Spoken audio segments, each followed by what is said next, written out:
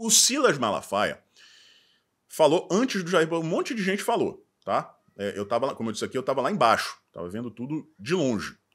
Ed, por que você não ficou no caminhão? Porque eu não sou político, gente. O que eu vou fazer lá em cima, pô? Até poderia estar, né? Mas se pedisse pra algum dos meus amigos que estavam lá, eu poderia ficar lá, mas eu gosto de ficar ali embaixo, conversando com a galera, tirando foto, eu prefiro, eu não sou político. Eu vi tudo lá de baixo. Não teve nenhum discurso que destoasse, que eu escutasse e falasse assim, pô, gente, isso aí é desnecessário. Não, não. Cada um emitiu a sua opinião e havia ali uma congruência coletiva, tá? O Malafaia foi anterior ao Jair Bolsonaro. E ele, pessoal, como sempre, né, o Malafaia tem um saco do tamanho, sabe, da Rússia.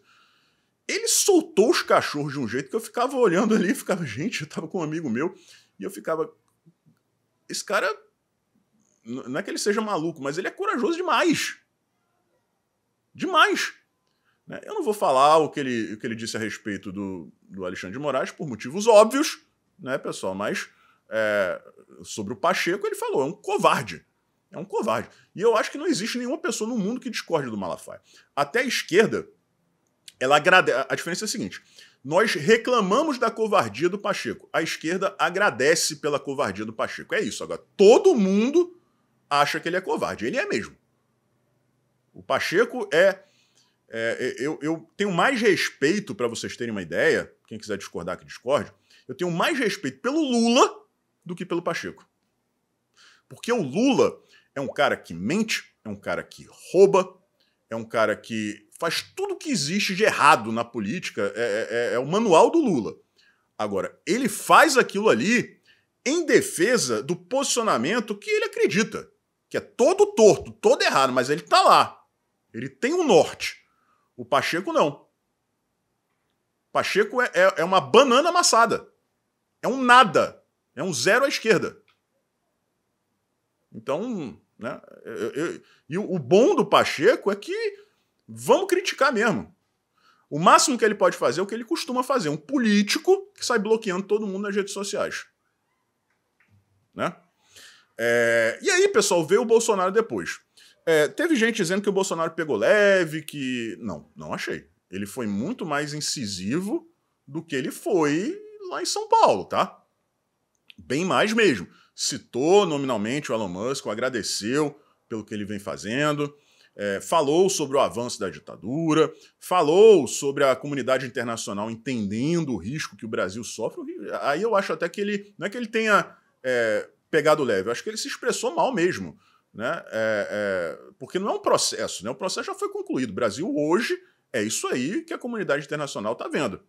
Aí a esquerdista fala assim, não, mas vocês, se vocês estivessem numa ditadura, vocês não poderiam estar lá se manifestando da maneira como vocês estavam. Porra, realmente a esquerda acha que quem está no poder aqui no Brasil quer que a comunidade internacional tenha certeza absoluta do que acontece aqui? Não, né?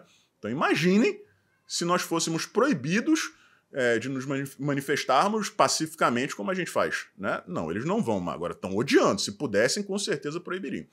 Então o Bolsonaro foi bem pontual, foi sim incisivo, né? Tocou em várias feridas. Recomendo que vocês escutem o discurso completo, tá aqui no YouTube, tá aqui no Facebook, tá no Twitter, tá em tudo quanto é lugar. Vocês vão perceber que o tom de voz dele foi muito mais firme do que foi em São Paulo. Não que tenha sido fraco em São Paulo, mas ontem no Rio ele estava com muita vontade. E ele falou uma coisa que todos nós sabemos que é verdade. O Jair Bolsonaro ama o Brasil. Ele ama o povo brasileiro. Ao contrário do outro lado, que ama a grana, que quer mandar na bagaça toda. Entendeu? E por fim, pessoal, a USP, né, fez lá um estudo, né? Eu não sei como eles fazem esse estudo, deve ser com fumaça de erva do capeta, sei lá. 33 mil pessoas. Para vocês terem uma noção do quão ridícula é essa estimativa, eles afirmam que é mais ou menos a metade do público do 7 de setembro de 2022. Se ontem tinham 33 mil pessoas, eles estão querendo dizer que 7 de setembro de 2022, que não dá para você ver um pingo de asfalto quase que na praia de Copacabana inteira, tinha 66 mil pessoas? É isso? É isso que o pessoal lá da USP está dizendo? Que 7 de setembro de 2022, 66 mil pessoas. Meu Deus do céu, USP, vocês não cansam de passar vergonha?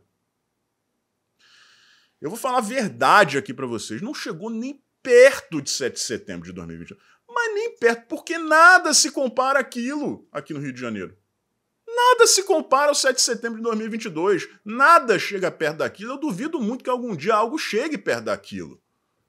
Agora, flopar 33 mil pessoas é uma piada. É uma piada, tá? Se a USP está dizendo 33, eu calculo ali 100 mil pessoas. Tá? E é bem plausível, porque eu não consegui chegar perto do caminhão.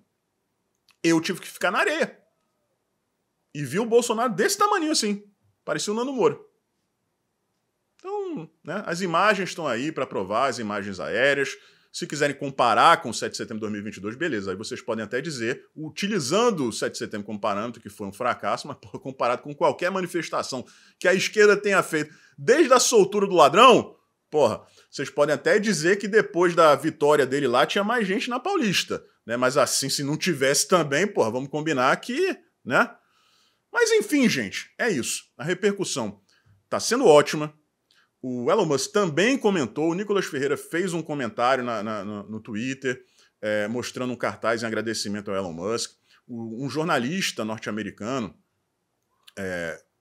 compartilhou a publicação do Nicolas e escreveu assim: duvido que no Brasil façam uma manifestação desse tamanho em apoio ao Alexandre de Moraes. Aí o Elon Musk foi lá, pegou esse comentário e tuitou em cima. Sim, isso nunca vai acontecer no Brasil, porque ele é um ditador e ele é contra a liberdade de expressão. E se ele é contra a liberdade de expressão, ele é contra a democracia. Quem falou isso foi o Elon Musk, não me metam nessa história. Bronca do Lula em seus ministros. Pessoal, eu sou administrador de empresa, tenho pós em gestão empresarial na FGV, então é a minha área, tá? Um esclarecimento aqui para vocês. Um bom líder que se preocupa com a equipe dele, ele elogia publicamente e critica reservadamente. Você nunca coloca os teus subordinados em uma situação como essa. Sai criticando, que nem um maluco, né? Na frente de todo, humilhando o teu subordinado na frente do Brasil inteiro, nesse caso aqui. Isso aí é coisa de gente despreparada. Ou então, senil, com demência, ou então que já chutou o raio do balde, não tá nem aí, não quer governar, só quer viajar e fazer bagunça, tá? Vamos ver o vídeo aí, rapidinho, é curtinho. Num país em que o partido do presidente só tem 70 deputados, vem 513. Só tem 9 senadores em 81. Isso significa que o Alckmin tem que ser mais ágil, tem que conversar mais, o Haddad tem que, sabe, ao invés de ler o livro, ele tem que perder algumas horas conversando no Senado, na Câmara. O Hélito, o Rui Costa passa uma parte do tempo conversa com bancada A, com bancada P. É difícil, mas a gente não pode reclamar, porque a política é exatamente assim. Ou você faz assim, ou não entra na política. O Lula, pessoal, ele parou no tempo, né? Ele tá lá em 2004, 2005, talvez até antes do mensalão, né? Quando a corrupção, o modus operandi do PT ficou, né? Foi exposto para o Brasil inteiro. Ele quer que o Fernando Haddad resolva os problemas da economia indo para dentro do Congresso conversar com o deputado e senador. Cobra a mesma coisa do Rui Costa. Lula, o problema não é a ausência de diálogo, não é o Fernando Haddad lendo um livro ao invés de conversar com o Centrão, por exemplo. Não tem nada a ver. Teu governo é uma porcaria. O Haddad é uma porcaria. Você está cobrando desempenho de Ferrari dirigindo um Fusca. A culpa não é do Haddad. A culpa é sua que colocou o Haddad lá, que é o incompetente. Isso aí é uma humilhação, pessoal. Não se faz isso com subordinados. Eu lembro uma vez, eu trabalhava numa empresa e uma pessoa tinha feito um procedimento completamente errado, né? Ele tinha trocado dólar canadense por dólar americano ou o contrário, não lembro exatamente. Tá? E o gerente dessa pessoa, que na verdade não era nem o meu gerente, tá? Mas trabalhava no mesmo setor. Deu um berro, uma bronca nessa pessoa, que o andar inteirinho, ouviu. Inteirinho. Essa pessoa entrou em depressão. Em depressão, porque não podia abrir mão do emprego, não tinha mais clima para continuar trabalhando com esse gerente e não podia abrir mão do emprego. Não tinha como deixar para lá. Então entrou numa fase terrível. Uma pessoa que já estava passando por dificuldades financeiras e também dentro de casa. Nunca o gerente pediu desculpa. Nunca. E continuou falando mal dessa pessoa reservadamente, mas para terceiros. Não para ela. Isso é postura de gente que não tem caráter, não tem coração, não tem liderança, não tem profissionalismo. E esse é o Lula, né, galera? Esse é o Lula.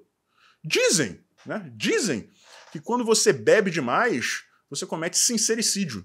Né? Você mostra o seu eu verdadeiro. De repente, o Lula pisou na jaca, na cachaça, né, antes de participar desse evento aí. Não duvide de nada. O que eu acho mais provável, e eu já venho repetindo isso aqui, tem gente que não leva a sério ainda, infelizmente, é que o Lula está em um estágio talvez mediano de demência. Uma pessoa que não passa mais em um teste cognitivo.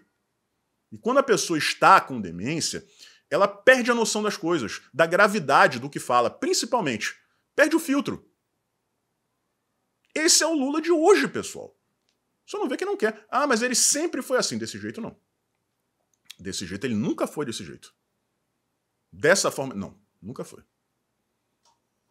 Tá desmoronando. O castelinho de areia tá desmoronando. O que vai acontecer? Novas eleições? O ideal seria novas eleições, ainda mais diante de tudo que a gente tem visto, as denúncias do Elon Musk. Mas a gente sabe que Brasília não funciona como deveria funcionar. Então o mais provável é que o Lula caia e o Geraldo Alckmin assuma.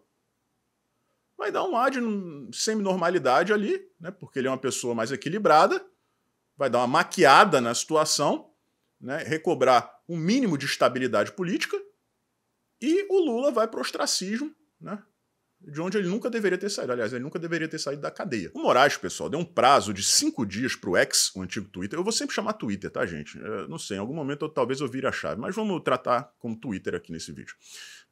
Para que o Twitter... Deu um prazo de 5 dias para que o Twitter explique lives realizadas por perfis bloqueados por ele. Tá? Só que é o seguinte, galera. O perfil bloqueado pelo Moraes é em território nacional. Tá? É assim que funciona o bloqueio. Então, ninguém que esteja no Brasil usando a internet normal consegue visualizar o que esses perfis bloqueados estão postando. Eu sei disso porque eu já tive um perfil bloqueado no Twitter. Mas, caso você esteja fora do país ou usando VPN, você consegue visualizar aquela live. Então, quando essas pessoas, né, vamos falar aqui, né, o pessoal do Terça Livre estava fazendo live, quem estava assistindo? Quem estava assistindo estava usando VPN. Quem estava participando em território nacional estava usando VPN. O Alan, por exemplo, está nos Estados Unidos, então ele não precisava nem de uma coisa nem de outra. Eu não vi, eu confesso que eu não assisti nenhuma dessas lives ainda. Mas caso eu tivesse assistido, teria sido via VPN. Né? E pessoas que estão lá fora, se eu estivesse lá fora, eu veria sem problema nenhum. Né? Quando você cobra esse tipo de coisa do Twitter, você está exigindo que a plataforma bloqueie esses perfis no mundo inteiro. No mundo inteiro. E o mundo inteiro ainda não é jurisdição do nosso STF. O Barroso já inventou aquela história de, né, internet ser dependência física do STF, mas isso só continua valendo dentro do Brasil. Né? Continua valendo por conta da frouxidão do senhor Rodrigo Pacheco. Mas isso não se aplica, né, à democracia, perdão, a outros países. Então, eu estou curioso para ver qual será a resposta do Twitter, porque é uma pergunta eu diria até retórica. A resposta é conhecida por todos, a não ser que a intenção seja gerar narrativas, né, para que a imprensa divulgue isso como se fosse uma desobediência do Twitter para começar a cavar aí o bloqueio da plataforma no Brasil. Tá? Então, repetindo aqui, as ordens de bloqueio do TSE funcionam em território nacional. Se você tem lá o teu perfil e quer ver o que o Alan escreve, se você cruzar a fronteira, for para o Uruguai, for para a Argentina, se você viajar, for para os Estados Unidos, se for para a Europa, você vai lá usar o teu perfil, o mesmíssimo perfil, não vai ter que fazer nada de diferente, você vai conseguir ver as postagens dele. Se você está no Brasil, você acessa via VPN. Aí você consegue também visualizar isso aí. Por quê? Porque o VPN maquia a região em que você está. Tá? Você pode botar lá que você está nos Estados Unidos, na Grã-Bretanha, no Japão, na Austrália. Então, não faz sentido. É isso, obviamente, que o Twitter vai responder, né, e vai dizer, olha, infelizmente eu fiz o que você pediu ali, agora mais do que isso eu não posso fazer porque a sua jurisdição se limita às fronteiras, das fronteiras do Brasil para dentro. Tá? Para quem está preocupado com o Elon Musk desistindo e tal, gente, 8 de maio, marquem a data, dia 8 de maio, próximo, o Elon Musk estará no Congresso americano respondendo perguntas dos congressistas exatamente, especificamente sobre o caso Twitter e TSE. Nada que ele fez até agora chegará perto da repercussão dessa sessão no Congresso americano. Então, vamos ter calma, vamos ter paciência, né, porque a coisa não é assim quando a gente enfrenta esse aparelhamento todo. Eu vou mostrar para vocês o áudio, não posso mostrar as imagens, eu fiz o teste aqui. Sempre que eu só coloco o áudio, é porque eu fiz o teste antes para ver se dava direitos autorais. Nesse caso, deu. Então eu vou mostrar só o áudio. Tá? Escutem aí o Lula falando sobre a manifestação de domingo passado aqui em Copacabana. Alguém vai me perguntar, já vou responder logo. Presidente, o que o senhor acha do ato em Copacabana? Eu não vi o ato porque eu estava fotografando o Minha Casa Minha Vida do João de Barros. Eu descobri no Palácio da Alvorada 4 casas de João de Barros no alumínio e descobri mais 3 numa árvore e resolvi, sabe, fazer um filme e publicar na internet, sabe? Por isso que eu não vi. Então não me preocupa os atos, sabe, dos fascistas. Não. O que me importa é o seguinte, eu vou fazer esse país dar certo. Esse é o cara que ia pacificar o Brasil, pessoal, porque o Bolsonaro era muito divisivo, né? O Bolsonaro estimulava a polarização. Né? Não, gente, não. A esquerda sempre praticou um monopólio político no Brasil. O Bolsonaro chegou para quebrar isso aí, mas ele nunca pregou o ódio contra a esquerda, não. Ele não podia pregar o ódio contra pessoas que ele, né, como presidente da República, literalmente administrava como chefe do executivo. Ele não podia fazer isso. Ele falava sobre bandido, sobre corrupto. Agora, se o cara é petista, ele tá lá para governar por essa pessoa do mesmo jeito. Agora, o Lula não. Ele diz que as pessoas que estavam naquela manifestação, eu, por exemplo, eram todas fascistas. E, gente, quem não estava lá e apoia Jair Bolsonaro é a favor da manifestação. Então isso aí se estende a todo mundo que é da direita do Brasil. Ele acha que todo mundo que é da direita é fascista. Isso não é novidade, ele sempre pensou assim. Agora, venderam um ex-presidiário corrupto como se fosse um pacificador, como se fosse uma pessoa que uniria o Brasil. O Lula nunca uniu nada, ele só uniu polos corruptores. Apresentava o cara do governo para o cara da empreiteira. A única coisa que o Lula unia era isso aí. Fora isso, nada. Povo nunca, jamais. Nunca. Ele também, poucos dias atrás, disse que era feliz e não sabia, na época em que a oposição dele era o PSDB, Teatro das Tesouras. Como pode um líder de um país, chefe de governo, chefe de Estado, representante máximo de uma nação, dizer que metade da população que ele governa é formada por fascistas? Que legitimidade um cara desse tem? Nenhuma, gente. Nenhuma. Arthur Lira, meu filho. Arthur Lira, pelo amor de Deus. Eu que te critico tanto aqui, nunca na minha vida te chamei de excrementíssimo. Nunca. Já falei que você era frouxo. Já falei que você tinha rabo preso. Já falei que você só pensa em si mesmo e nos seus pares. Agora, usar esse tipo, né, de adjetivo, não. Eu nunca te classifiquei dessa forma. Agora a esquerda faz. E a esquerda faz muito pior, porque ela quer destruir a tua vida. Quer acabar com você. Nós da direita, você não devia ficar chateado com a gente. A gente te critica e você é político. Você tá lá para isso, para receber críticas. Agora, em momento algum, a sua saúde, né, a sua segurança, nada disso foi ameaçado. E você tem ciência disso, você sabe que é fácil lidar com a gente. Fácil, porque a sua vida nunca, em momento algum, estará em xeque, no que depender da direita. Agora, eu tenho plena ciência que você sabe que se você não fizer o que você tem que fazer, é a tua obrigação, você sabe do que eu estou falando, a tua vida, a tua carreira política, a tua vida pública vai acabar. Porque eles vão te destruir. E vão te jogar na cadeia. Independente de você ter feito coisa errada ou não. É aceitável, Arthur Lira, um presidente da República que chama metade da população de fascistas? Eu acho que não. Pelo conjunto da obra, né, se não pelos crimes de responsabilidade individuais que ele já cometeu, já passou da hora, né, meu querido? Já passou da hora. Prove que Felipe Neto está errado. E Lula, antes de me despedir, fascista é a sua mãe. E aí, no meio dessa conversa, né, que é uma tentativa ali de reverter o cenário, que a gente até já tratou aqui, da questão da impopularidade, né, uma força-tarefa mesmo, né, reunião com jornalista, licitação de 200 milhões na Secom, ele revelou que teve uma conversa com Arthur Lira no último domingo, né, deve ter sido na Alvorada, e foi uma conversa informal, fora da agenda. Isso é muito atípico, ainda mais em se tratando de Lula e Lira, né, que pelo menos para o público, né, estão as turras.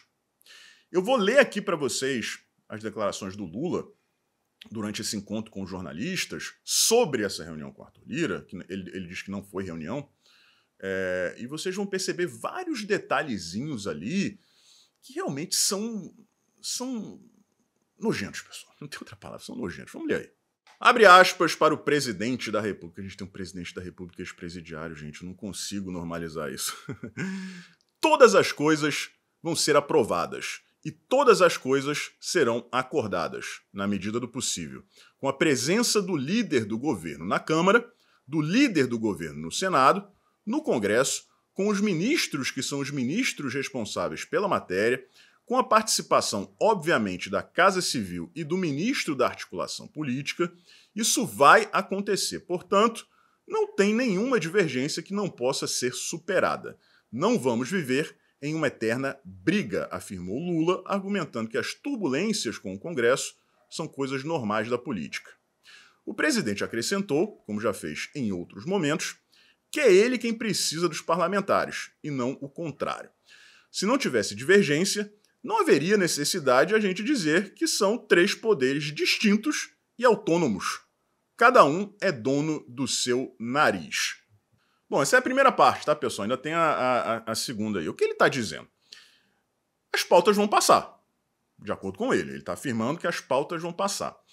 A gente sabe que as pautas só passam no Congresso com liberação de emenda PIX. Para que todo mundo entenda, a maior parte dessas emendas aí são obrigatórias. Agora, o correto é não condicionar a liberação dessas emendas à aprovação de pautas. Se elas são obrigatórias, tem que liberar de todo jeito. Agora, quando você usa o teu poder de barganha na forma de emendas para conseguir aprovar suas pautas, é sinal de que você não tem o quê? Governabilidade. Você não tem diálogo de fato com o Congresso. Então, o que ele está afirmando, né, em outras palavras, vou comprar tudo, vai passar tudo porque eu vou liberar emenda que eu deveria liberar de todo jeito.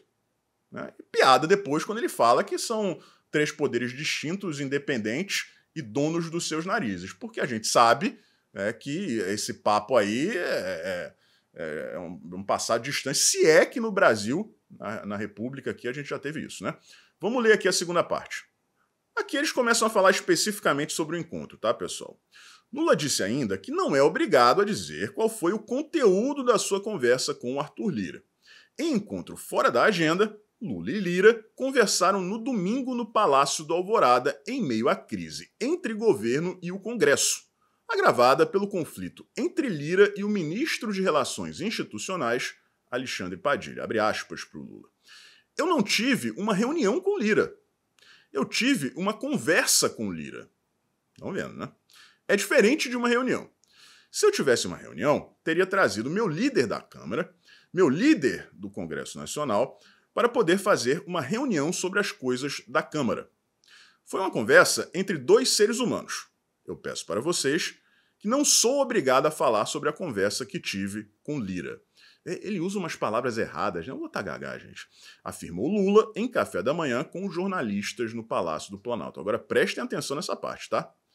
Com relação ao Lira, se eu fizesse uma reunião com Lira e quisesse que a imprensa soubesse, eu falaria para a imprensa. Não seria simples assim? Eu comunicaria à imprensa. Quando eu fizer reunião com Lira, eu falo com vocês o resultado da nossa conversa. Que cara simpático, não? Cara educado, né? O amor voltou, o Brasil voltou, a paz voltou. Não é isso que a gente tem visto, né? Tenho trazido aqui vários relatos e fatos para vocês. O Lula tá fora de controle. Fora de controle. Quem não assistiu ao segundo vídeo de ontem, faça você mesmo um favor e assista, porque eu sempre vou insistir nisso aí.